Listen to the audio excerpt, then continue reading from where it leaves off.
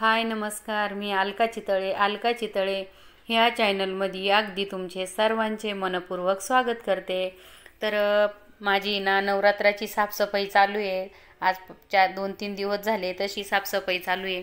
कारण नाही कसं आहे, नवरात्रासाठी ना साफसफाई करण्यात खूप वेळ जातो। कारण 2-3 म्हणजे 6-7 दिवस मला लागतातच साफसफाई करण्यासाठी। तर ह्या वर्षी पाऊस आपल्याकडे जास्त असल्यामुळे ना सर्व अशी उलटी साफसफाई झाली आहे की पहिल्या स्टार्टिंगला कपडे वगैरे ब्लँकेट वगैरे धुवून होत असतात। तर ह्या वर्षी खूपच पाऊस आहे, त्याच्यामुळं काही आपले कपडे वगैरे काही झाले नाही धुवून। कारण कपडे वगैरे मोठे मोठे जाड आपण ब्लँकेट वगैरे जर धुतले तर त्याचा वास वगैरे खूप घाण येतो ऊन कडक नसल्यामुळे। तर मग मी अगोदर काय केलं, ह्या वर्षी पाऊस चालू असल्यामुळे किचन हॉल हेच आवरून घेतलं। म्हटलं अगोदर हे आवरून घेऊ, कारण काय होऊन जातं की जड कपडे वाळत नाही, त्याच्यामुळे म्हटलं अगोदर भांडे वगैरे हेच साफ करून घेऊ। तर पाहू शकतात हे जे आहेत ना, तर हे झुंबर वगैरे बनवलेले आहे मी। कारण इनकाम जे आहे, तर हे इनकामाचा मला पहिल्यापासून खूप छंद होता आणि मला खूप आवडतं इनकाम करायला।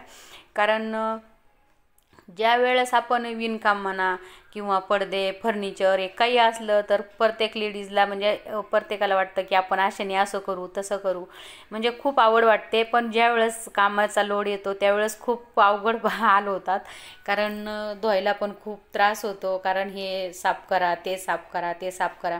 आणि साफसफाई म्हणलं की खूप त्रास होतो आणि घ्यायच्या टायमाला आनंद उत्सव वाटतं, ही नाही वस्तू ती पाहिजे ती नाही ती पाहिजे। पण काम ज्यावेळेस निघतं ना त्यावेळेस म्हणजे खूप हाल होतात। तर चालू आहे अशी माझी साफसफाई झालीच आहे हॉलची पण। आता हे कपडे वगैरे वाळून आणले खाली, आणि पाऊस असल्यामुळे काय होऊन जातं पडदे वगैरे पण सुकत नाही। त्याच्यामुळे मी काय केलं, मशीनमध्ये अगोदर सुकून घेतले, त्याच्यानंतरूनच ते थोडेसे उन्हाला टाकले नॉर्मली, म्हणजे वाळून जातात ते थोडे सुकल्यामुळे। तर हे झुंबर मी बनवून असं मस्त गॅलरीमध्ये पण लावलेलं आहे, तर छान वाटतं। आणि हे हॉल झालेला आहे माझा फायनली आवरून। तर पाहू शकतात म्हणजे पूर्ण आवरून झाल्याच्या नंतर एकदम फ्रेश आणि मस्त वाटतं।